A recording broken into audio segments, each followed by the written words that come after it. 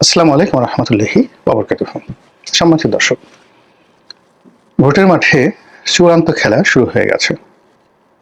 এতকাল যে সকল বিষয়াদি ছিল সেটি হলো জাস্ট একটা খেলা শুরু হওয়ার মতো টানটান উত্তেজনা। এখন খেলা শুরু হয়ে গেছে, ভোটের মাঠের খেলা।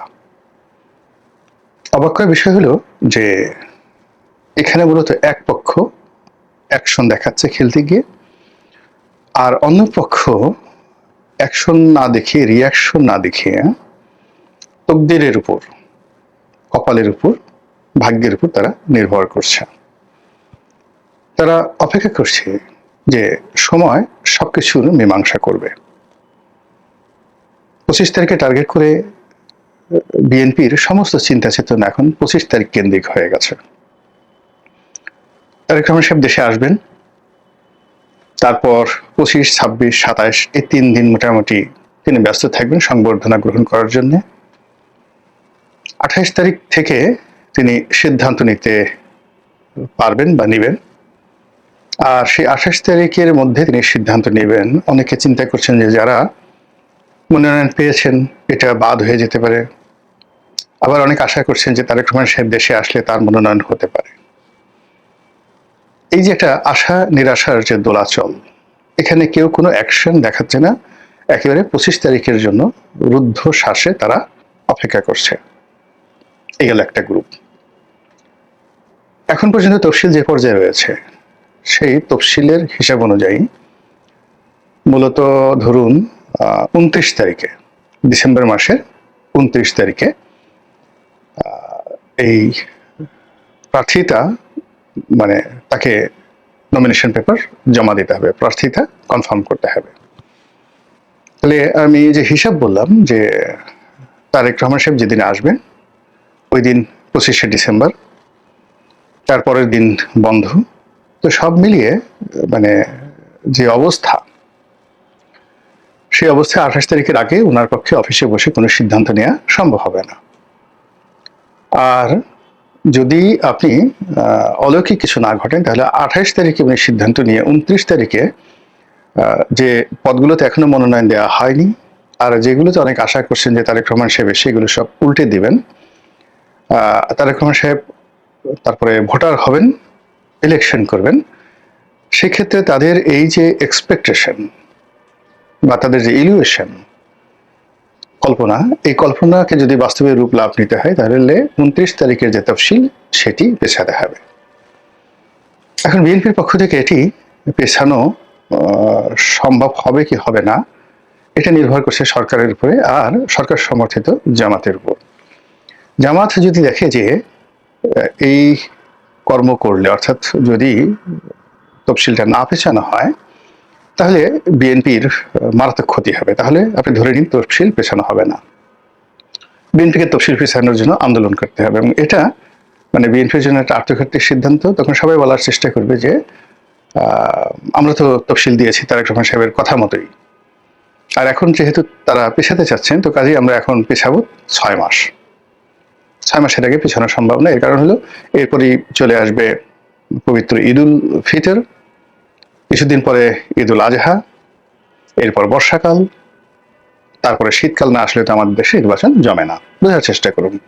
তাহলে চিন্তা করুন অ্যাকশন, রিয়াকশন এবং যাকে বলা হয় ইলিউশন নিয়ে আমাদের যে ইলেকশন কমিশন, বিএনপি এবং জামাত এবং সরকারের মধ্যে কি ধরনের রসায়ন চলছে। জাস্ট আমি একটা ছোট্ট উদাহরণ দিলাম। দ্বিতীয় যে উদাহরণ সেটি হলো বেগম জিয়ার শারীরিক অবস্থা। তো তিনি এখন আইসিইউতে আছেন এবং ওসমান হাদির আহত হওয়ার পর থেকে সমস্ত মিডিয়া থেকে বেগম জিয়ার যে খবরাখবর সেটা ব্ল্যাক আউট হয়ে গেছে। আগে যেভাবে তার শারীরিক অবস্থা জানানোর বাধ্যবাধকতা ছিল, ঠিক সেই জিনিসটি আমি এই ওসমান হাদির ঘটনার পরে একটা দিনও দেখিনি। 2 নম্বর হলো যে মানুষ স্বভাবতই ভুলে যায়, আর মানুষের আবেগ যেখানে খুব প্রবল হয় সেখানে বিবেক ধীরে ধীরে কমতে থাকে। এখন এই বেগম জিয়া, একই বেগম জিয়া উনি যখন গৃহবধূ ছিলেন তখন তাকে কেন্দ্র করে মানুষের এক ধরনের আবেগ ছিল। তিনি যখন বিরোধী দলীয় নেত্রী ছিলেন এক ধরনের আবেগ, প্রধানমন্ত্রী আর এক ধরনের আবেগ, তিনি যখন জেলে গেলেন তখন আর এক ধরনের আবেগ, আবার তিনি এই সময়টিতে বিএনপি সুসময়ে এখন যে ধরনের কথাবার্তা, ইতিবাচক কথাবার্তা তার সম্পর্কে বলা হচ্ছে, এটাও একটা বিরাট আবেগ। আর এই যে বেগম জিয়াকে নিয়ে বিএনপির যারা লোকজন রয়েছেন তারা যে কথা বলছেন, তাকে মানে আওয়ামী লীগ যেভাবে বঙ্গবন্ধুকে সার্বজনীন নেতা বানানোর চেষ্টা করছে এবং শেষমেশ ফেল করেছে, আর বিএনপিও এখন ক্ষমতায় না থেকেও বেগম জিয়াকে দেশের অবিসংবাদিত এবং সার্বজনীন নেত্রী হিসেবে যেভাবে প্রতিষ্ঠিত করতে চাচ্ছে, জামায়াতের জন্য সেটা খুবই কষ্টকর। এই কারণে জামায়াতের যে অহংকারের অলংকার, যে সকল নেতৃবৃন্দ, তারা সবাই এখন মরে যাওয়ার পরেও তাদেরকে লাঞ্ছিত করা হচ্ছে। তো লাঞ্ছিত করা হচ্ছে সেই যেন তেন লাঞ্ছিত নয়, ডাকসু ভবনের সামনে তাদের ছবি এঁকে, বিশ্ববিদ্যালয়ে তাদের ছবি এঁকে জাসিয়াতে যে কাজগুলো করা হচ্ছে, আর তার বিপরীতে বিএনপির একটা যাকে বলা হয় শ্রদ্ধার জায়গা আছে, এটা সঙ্গত কারণে জামাতের জন্য সুখকর নয়। তো সেই দিক থেকে যেটা হলো যে এই যে বেগম জিয়ার যে অসুস্থতা এবং উসমান হাদির ঘটনার পরে তাকে যে ব্ল্যাক আউট করে দেওয়া বা হয়ে যাওয়া, এটি কৌশল হতে পারে আর এটি প্রাকৃতিক হতে পারে, কিন্তু ঘটনা যাই হোক না কেন, মানুষ দীর্ঘদিন কোনো অসুস্থ মানুষকে নিয়ে মাতামাতি করে না। এমনকি নিজের বাবা মা দীর্ঘদিন যদি বিছানায় থাকেন, শয্যাশায়ী থাকে, অনেক সন্তান বলেন যে আল্লাহ তুমি এই যে কষ্ট দিচ্ছ, এর সাথে তাকে উঠিয়ে নিয়ে যাও। তো কাজেই আজকের দিন থেকে 25 তারিখ পর্যন্ত, কিংবা ধরুন একেবারে 29 তারিখ পর্যন্ত, কিংবা ধরুন একেবারে নির্বাচনের পূর্বক্ষণ পর্যন্ত বেগম জিয়ার শারীরিক অবস্থা, অসুস্থতা, তার বেঁচে থাকা না থাকা, এগুলোর উপরে বিএনপির তকদির নির্ভর করছে। আর এই বিষয়টি এতটা সেন্সিটিভ, এই বিষয় নিয়ে আমি আর কথা বলতে চাচ্ছি না। গেল দুটো। অন্যদিকে যেটা হলো যে বিএনপির বিরুদ্ধে যে পক্ষ, তারা যে অ্যাকশনগুলো দেখাচ্ছে, সেই অ্যাকশনগুলো কিন্তু মানে রীতিমতো সারা বাংলাদেশকে তোলপাড় করছে। যেমন ধরুন ওসমান হাদির যে হত্যা প্রচেষ্টা, তো এর সঙ্গে বিএনপিকে জড়ানোর চেষ্টা, মির্জা আব্বাসকে জড়ানোর চেষ্টা, এটা আলটিমেটলি বিএনপির বিরুদ্ধে যতটুকু কাজ করেছে এতে কিন্তু বিএনপির শক্তিমত্তা স্তমিত করে দিয়েছে। তো এই যে ওসমান হাদিকে যারা এই গুলি চালিয়েছে, তারা আর যা হোক বিএনপির লোক নয়, এটা আপনি নিশ্চিত ধরে রাখেন। 2 নম্বর হলো যে তারা বিএনপির শত্রু। এখন কারা করেছে সেটা সবাই যেমন একবারকে বলার চেষ্টা করছে, ভারত থেকে হচ্ছে, আওয়ামী লীগ থেকে হচ্ছে, ভালো কথা, কিন্তু আওয়ামী লীগ তো বিএনপির বন্ধু নয়।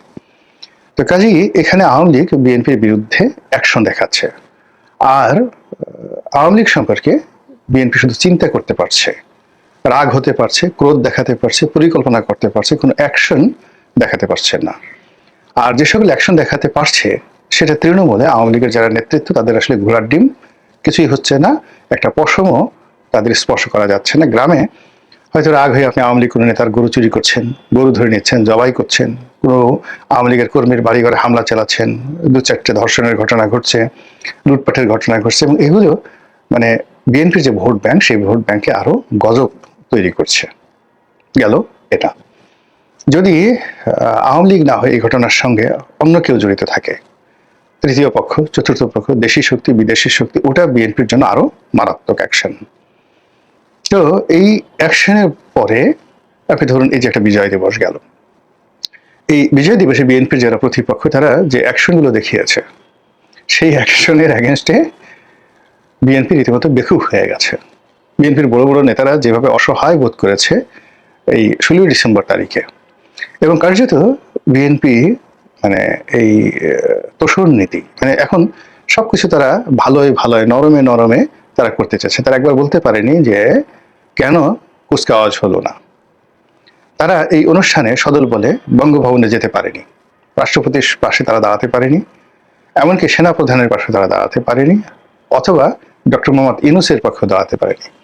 তারা অনেকটা কুলহারা রমণীর মতো হয়ে গেছে। তারা এনসিপির সঙ্গে যেতে পারছে না, জামাতের সঙ্গে যেতে পারছে না, আর একা একা জোরে জোরে হাত পিত্তেশো করতে পারছে না। অ্যাকচুয়ালি হোয়াট ইজ হ্যাপেনিং, কি ঘটছে বিএনপির মধ্যে, এটা নিয়ে আপনাকে কল্পনা করতে হবে। আপনি তাদের কোনো অ্যাকশন বা রিয়াকশন দেখতে পারছেন না, আর প্রতিপক্ষ এখানে রীতিমতো অ্যাকশন দেখাচ্ছে।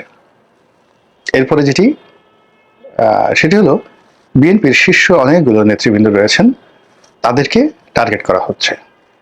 টার্গেট বলতে হাদির মতো কোনো টার্গেট নয়, কিন্তু হাদির মতো টার্গেট হতে পারে এই ভয় বিএনপির অনেক নেতার মধ্যে যে ঢুকে গেছে, এতে কোনো সন্দেহ নাই। ইতিমধ্যে বিএনপির একজন প্রার্থী নির্বাচনের প্রতিযোগিতা থেকে নিজেকে প্রত্যাহার করে নিয়েছেন, আর আরো অনেকে নির্বাচনী এলাকায় যাওয়া বন্ধ করে দিয়েছেন, অনেকে রাত বিরেতে চলা বন্ধ করে দিয়েছেন। কিছু লোক আমরা ফেসবুকে দেখতে পাচ্ছি একেবারে মানে তাদের মুখে হাসি নেই, সবাই নেতা আসবেন 25 তারিখ পর্যন্ত অপেক্ষা করছে। তো এটা একটা অ্যাকশন, প্রতিপক্ষের অ্যাকশন, সেই অ্যাকশনে একটা আতঙ্ক তৈরি হয়ে গেছে। 2 নম্বর হলো যে ধরনের সাইবার যুদ্ধ বিএনপি নেতাদের বিরুদ্ধে করা হচ্ছে, অনেকে এর দ্বারা আক্রান্ত হয়েছেন, অনেকে মেজাজ হারিয়ে ফেলছেন। বিশেষ করে মির্জা আব্বাস সাহেব তো সিরিয়াস মেজাজ হারিয়ে ফেলেছেন। তো মির্জা আব্বাসের মতো আরো অনেকে, মির্জা ফখরুল সাহেব মেজাজ হারিয়ে ফেলেছেন, বিএনপির অনেক যারা নেতাকর্মী রয়েছেন তারাও মেজাজ হারিয়ে ফেলেছেন, অনেকে কথা বলতে চাচ্ছেন না। টেলিভিশন টকশোগুলোতেও ঠিক তাদের সেই উপস্থিতি দেখা যাচ্ছে না। তাদের যারা প্রতিপক্ষ তারা একতরফা গিয়ে সেখানে যে ন্যারেটিভগুলো তৈরি করছেন, সেই ন্যারেটিভে বিএনপি সারা শরীর মানে জ্বলে যাচ্ছে। তো এই যে মির্জা আব্বাস সাহেবের মতো, মির্জা ফখরুল সাহেব, গয়েশ্বর বাবু, সালাউদ্দিন সাহেব তো রীতিমতো নির্বাসনে গেছেন, গত সেই 10-12 দিন ধরে তার কোনো বক্তব্য শোনা যাচ্ছে না।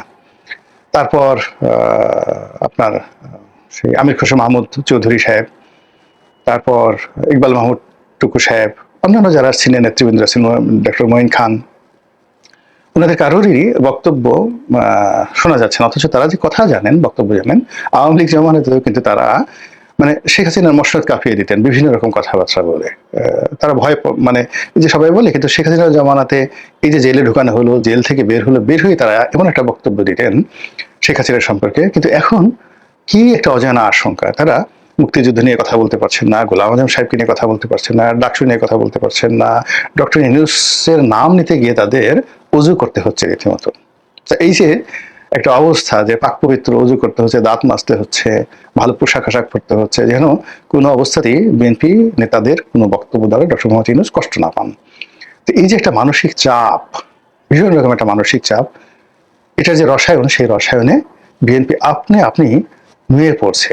এটা ফলভারে নয়, আপনি নুয়ে পড়েছে। এখন সব নুয়ে পড়া, যেটাকে বলা হয় মুতাওয়াজ্জু।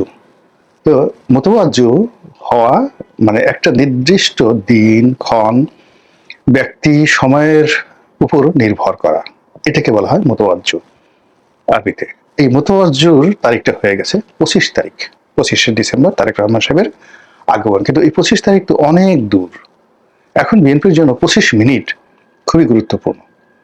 এই 25 মিনিটের মধ্যে অনেক কিছু ঘটে যেতে পারে। তো সেই জায়গাটাতে বিএনপি কোনো অ্যাকশন নিতে পারছে না, রিয়াকশন দেখাতে পারছে না, আর প্রতিপক্ষ একটার পর একটা অ্যাকশন দেখিয়ে যাচ্ছে।